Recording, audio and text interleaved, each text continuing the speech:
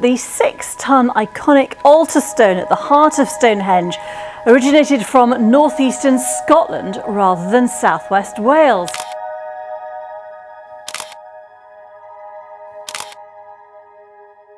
Some discoveries are so chilling that they send shivers down our spine. These unsettling finds, hidden in the most remote of landscapes, challenge our understanding of the world. They reveal secrets long buried, hint at dark histories, or expose mysteries that defy explanation. These finds often evoke a sense of fear and awe, reminding us of the known or eerie possibilities that exist beyond our everyday understanding. What are some of these discoveries? And how do they affect our everyday reality? Join us as we explore why this chilling discovery should have been kept a secret. Number 13. A chilling discovery. This chilling discovery from the heart of Africa should have been kept a secret. In the rugged terrain where miners work daily, there has emerged a massive drilling tool so massive it is unlike anything that has ever been seen before. Unearthed during routine mining operations, this massive circular machine adorned with formidable spikes has sparked intrigue among experts and enthusiasts alike. The discovery, reminiscent of modern machinery, but yet so ancient, has left many to wonder about its origins and also its purpose.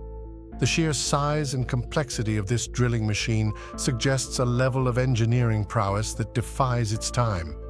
However, this amazing piece of machinery is evidence that ancient human civilizations might have achieved levels of sophistication long before our history books can ever imagine. This discovery sparked some debate among scholars and conspiracy theorists about its origins. However, this is just the beginning. Moving on, we are going to encounter more chilling discoveries like this one. Number 12. The Koko Stone. A massive slab of stone discovered in Glasgow, Scotland, is a chilling relic of prehistoric times.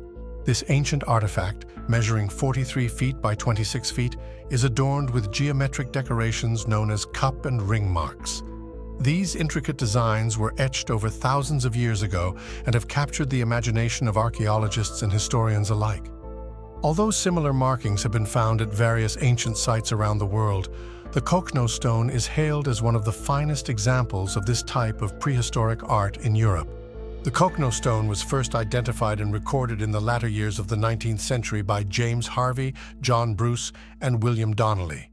The site became something of a tourist attraction after Ludovic McClellan Mann painted the surface of the stone with oil paintings in 1937. The prehistoric symbols and natural marks were painted white and green, and Mann covered the stone with an elaborate yellow, blue, and red grid based on megalithic measurements and cosmological tales of his own devising. This led to the site being scheduled and given legal protection immediately. However, as more and more visitors came to the site and urbanization brought large populations to the area, the Koko Stone became an increasing focus for new markings.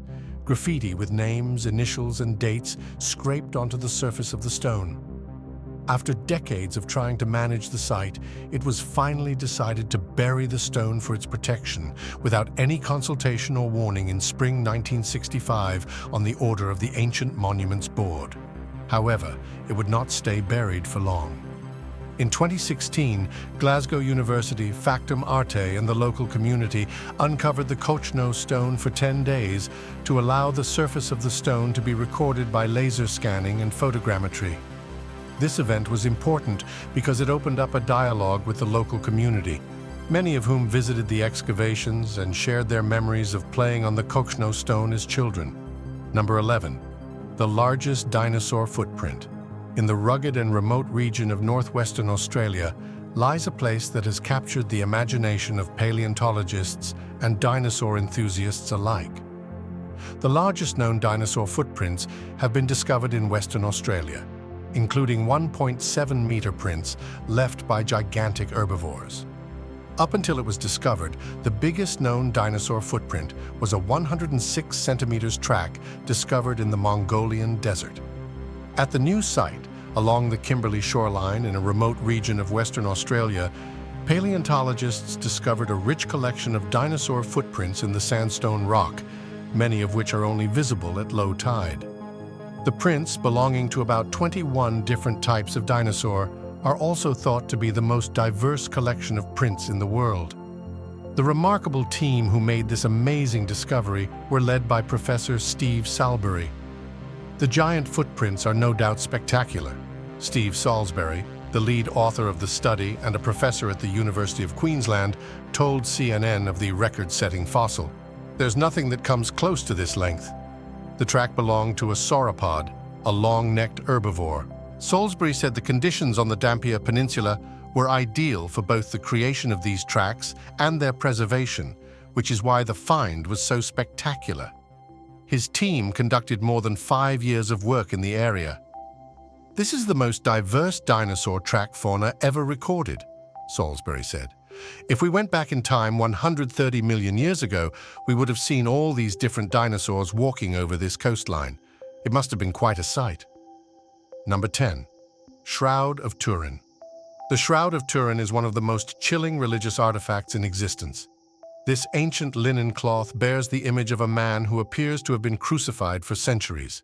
Believers have reversed the shroud as the actual burial cloth of Jesus Christ, with an image miraculously imprinted on it. The history of the shroud is a long and complex one. It first appears in historical records in the mid-14th century. Historical records seem to indicate that a shroud bearing the image of a crucified man appeared in the village of Lirey, in north-central France, around the years 1353 to 1357.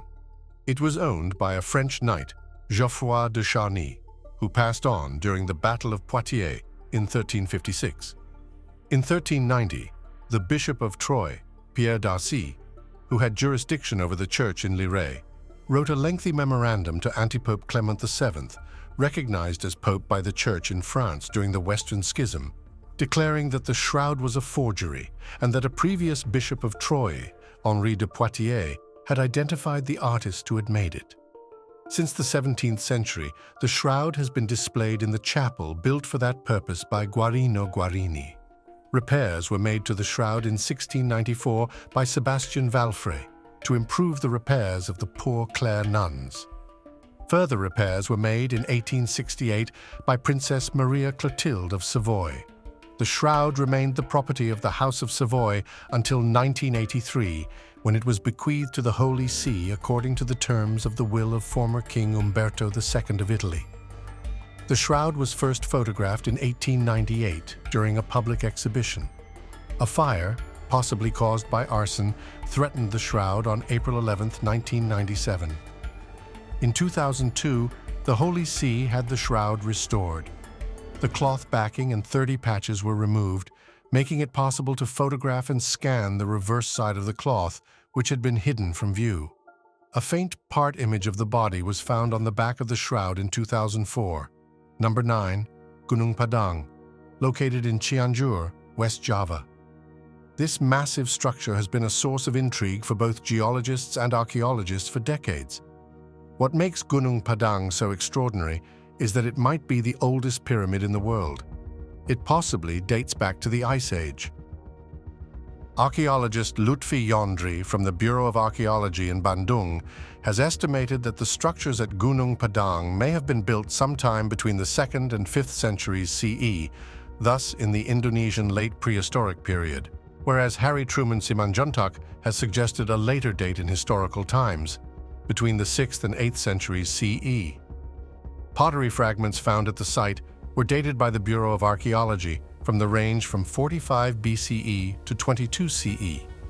Danny Hilman Natawijaja, an Indonesian geologist, has claimed that the site had been built as a giant pyramid 9,000 to 20,000 years ago, implying the existence of an otherwise unknown advanced ancient civilization. The story of Gunung Padang begins in the late 19th century when Dutch settlers first documented the site. Dutch historian Rogier Verbeek mentioned the existence of the Gunung Padang site in his book. According to him, on the mountaintop, Gunung Padang, near Gunung Melati, a succession of 4 terraces connected by steps of rough stone, paved with rough flat stones and decorated with numerous sharp and columnar upright andesite stones. On each terrace is a small mound, probably a grave, surrounded and covered with stones and topped with 2 pointed stones. Gung Padang was largely forgotten until 1979, when a group of local farmers rediscovered it. The first 5 discoveries on this list have ranged from religious artifacts to pyramids and a drilling tool that sends chills down the spine of whoever saw it. But we're not done. We are just getting started. Number 8. Reed Sea Scrolls. The Dead Sea Scrolls are ancient manuscripts that were discovered between 1946 and 1956 in 11 caves near Khirbet Qumran on the northwestern shores of the Dead Sea. They are approximately 2,000 years old, dating from the 3rd century BCE to the 1st century CE. Most of the scrolls were written in Hebrew, with a smaller number in Aramaic or Greek. Most of them were written on parchment, with the exception of a few written on papyrus. The vast majority of the scrolls survived as fragments. Only a handful were found intact. Nevertheless, scholars have managed to reconstruct from these fragments approximately 950 different manuscripts of various lengths. The manuscripts fall into 3 major categories: biblical, apocryphal, and sectarian. The biblical manuscripts comprise some 200 copies of books of the Hebrew Bible, representing the earliest evidence for the biblical text in the world. Among the apocryphal manuscripts, works that were not included in the Jewish biblical canon are works that had previously been known only in translation or that had not been known at all. The first 7 Dead Sea Scrolls were discovered by chance in 1947 by Bedouin in a cave near Khirbet Qumran on the northwest shore of the Dead Sea. 3 of the scrolls were immediately purchased by archaeologist El Sukanik on behalf of the Hebrew University. The others were bought by the Metropolitan of the Syrian Orthodox Church in East Jerusalem, Mar Athanasius Samuel. In 1948, Samuel smuggled the 4 scrolls in his possession to the United States. It was only in 1954 that Sukenik's son, Yigael Yadin, also an archaeologist, was able to bring them back to this country. Number 7. Ulber Swords. The discovery of the Ulber Swords gives us a glimpse into how weapons were used to wage war in the days of old. Researchers have uncovered approximately 170 of these Viking super swords. They date from the 9th century to the 11th century, and are all inscribed with a single word, Ulfbert, which some believe is linked to the identity of their maker, and 2 crosses. One of the most perplexing things about the Ulfbert is the strength of the metal from which they were made. The material, known as crucible steel, is so strong and pure that it seems inconceivable that any blacksmith of that time could have handled it. In fact, since the age of the Ulfbert, this quality of steel was not seen again in Europe for over 1,000 years. However, at the time the Ulfbert swords were being forged, similar weapons were also being produced in the Middle East. The latter were made of so-called Damascus steel, which comes from a raw material known as woot steel and originates in Asia. Both Damascus steel and crucible steel have been found to contain unusually high amounts of carbon. Number 6. Baltic Sea Anomaly. A team of Swedish divers in the summer of 2011 decided to go diving into the ocean in search of treasures or shipwrecks, but not in a million years would they have imagined that they would find what they did.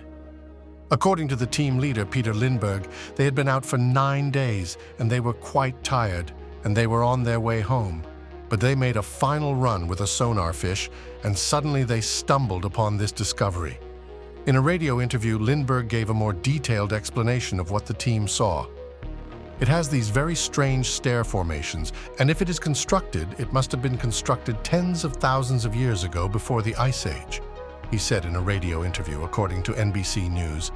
He also acknowledged that it could be a natural formation, like a meteorite. And that was pretty much fair play to let our imaginations run wild. Were these parts of a crashed UFO, a shipwreck, the lost city of Atlantis, a meteorite?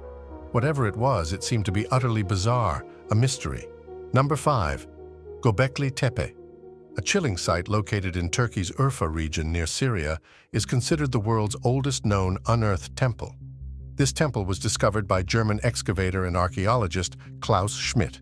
The site's original excavator, Klaus Schmidt, had described it as a sanctuary used by groups of nomadic hunter-gatherers from a wide area with few or no permanent inhabitants. The site was first used at the dawn of the Southwest Asian Neolithic period, which marked the appearance of the oldest permanent human settlement anywhere in the world. Prehistorians link this Neolithic revolution to the advent of agriculture, but disagree on whether farming caused people to settle down or vice versa. Göbekli Tepe, a monumental complex built on the top of a rocky mountaintop, with no clear evidence of agricultural cultivation produced to date, has played a prominent role in this debate.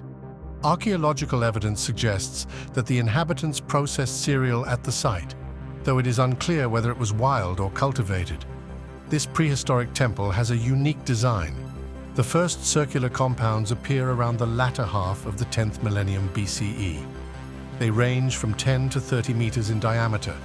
Their most notable feature is the presence of T-shaped limestone pillars evenly set within thick interior walls composed of unworked stone. 4 such circular structures have been unearthed so far. Geophysical surveys indicate that there are 16 more, enclosing up to 8 pillars each, amounting to nearly 200 pillars in all. 2 taller pillars stand facing one another at the center of each circle. Whether the circles were provided with a roof is uncertain. Stone benches designed for sitting are found in the interior. Many of the pillars are decorated with abstract, enigmatic pictograms and carved animal reliefs. The pictograms may represent commonly understood sacred symbols, as known from Neolithic cave paintings elsewhere. The reliefs depict mammals such as lions, bulls, boars, foxes, gazelles, and donkeys, snakes and other reptiles, arthropods such as insects and arachnids, and birds, particularly vultures. Vultures also feature prominently in the iconography of Çatalhöyük and Jericho. Few humanoid figures have appeared in the art at Göbekli Tepe. Some of the T-shaped pillars have human arms carved on their lower half, however, suggesting to site excavator Schmidt that they are intended to represent the bodies of stylized humans or perhaps deities. Number 4. Megalodon Tooth. Many secrets lie buried, but a remarkable discovery has stirred the minds of scientists and enthusiasts alike. A colossal megalodon shark tooth, an ancient relic from an era when these very ancient predators were the apex predators of the oceans with unparalleled ferocity.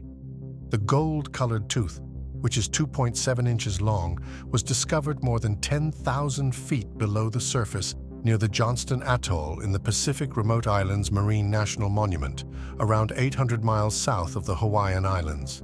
The discovery is the first in situ observation and sampling of a megalodon tooth in the deep sea, meaning researchers found the fossil in its original resting place.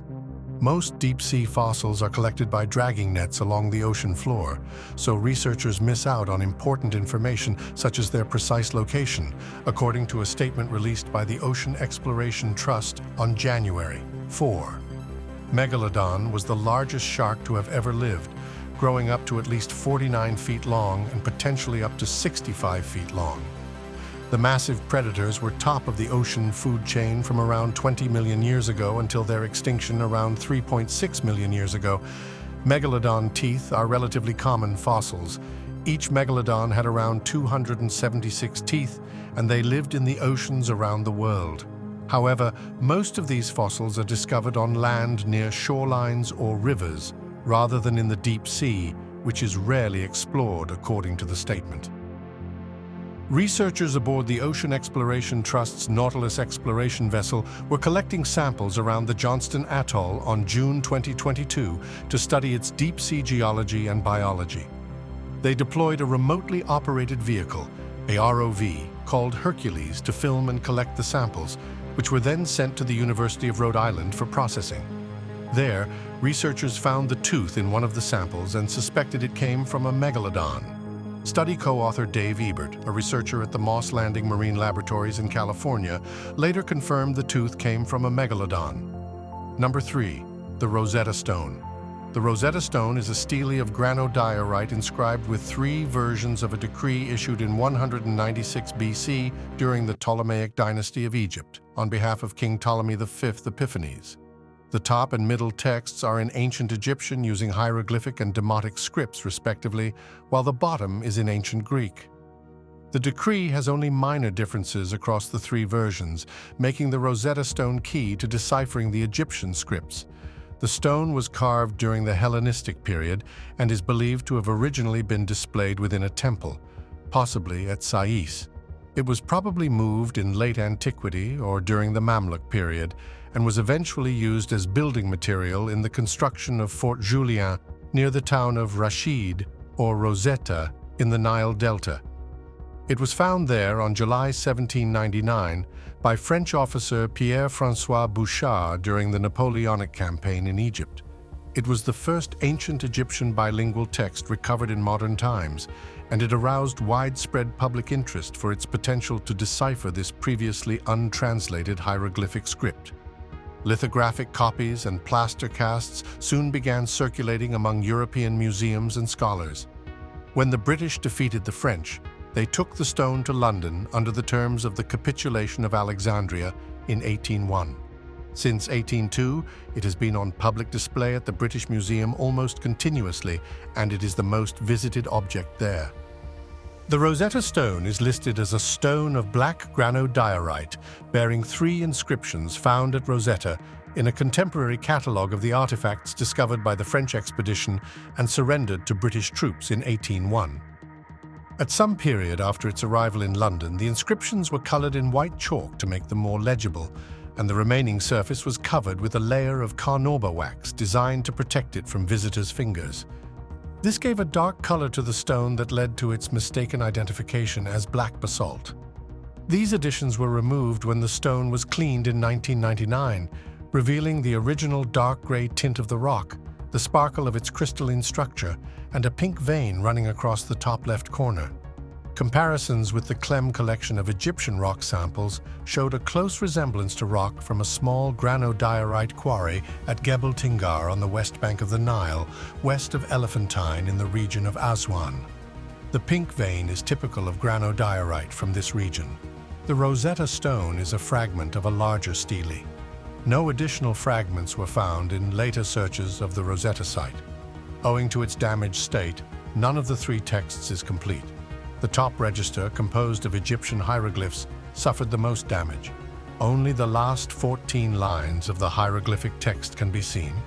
All of them are broken on the right side and 12 of them on the left. Below it, the middle register of Demotic text has survived best. It has 32 lines, of which the first 14 are slightly damaged on the right side. The bottom register of Greek text contains 54 lines, of which the first 27 survive in full. The rest are increasingly fragmentary due to a diagonal break at the bottom right of the stone. The full length of the hieroglyphic text and the total size of the original stele, of which the Rosetta Stone is a fragment, can be estimated based on comparable steles that have survived, including other copies of the same order. The slightly earlier decree of Canopus, erected in 238 BC during the reign of Ptolemy III, is 2,190 millimeters high and 820 millimeters wide and contains 36 lines of hieroglyphic text, 73 of Demotic text, and 74 of Greek. The texts are of similar length. From such comparisons, it can be estimated that an additional 14 or 15 lines of hieroglyphic inscription are missing from the top register of the Rosetta Stone, amounting to another 300 millimeters. In addition to the inscriptions, there would probably have been a scene depicting the king being presented to the gods, topped with a winged disc, as on the Canopus stele. These parallels and a hieroglyphic sign for stela on the stone itself. All of these discoveries have been groundbreaking indeed. But we still have more groundbreaking discoveries ahead of us. Number 2, a sea dragon. In the heart of England's Midlands, a routine task unearthed an extraordinary discovery that has blown away both scientists and everyone else alike. A gigantic prehistoric sea dragon discovered in the Midlands has been described as one of the greatest finds in the history of British paleontology. The ichthyosaur, which is about 100 to 80 million years old, with a skeleton measuring about 10 meters in length and a skull weighing about a ton, is the largest and most complete fossil of its kind ever found in the UK. Joe Davis of the Leicestershire and Rutland Wildlife Trust discovered it during the routine draining of a lagoon island at the Rutland Water Reservoir in February 2021. The first ichthyosaurs, which are called sea dragons because they tend to have very large teeth and eyes, were discovered by the fossil hunter and paleontologist Mary Anning in the early 19th century. Dean Lomax, a paleontologist who has studied the species, said, "Despite the many ichthyosaur fossils found in Britain, it is remarkable to think that the Rutland ichthyosaur is the largest skeleton ever found in the UK.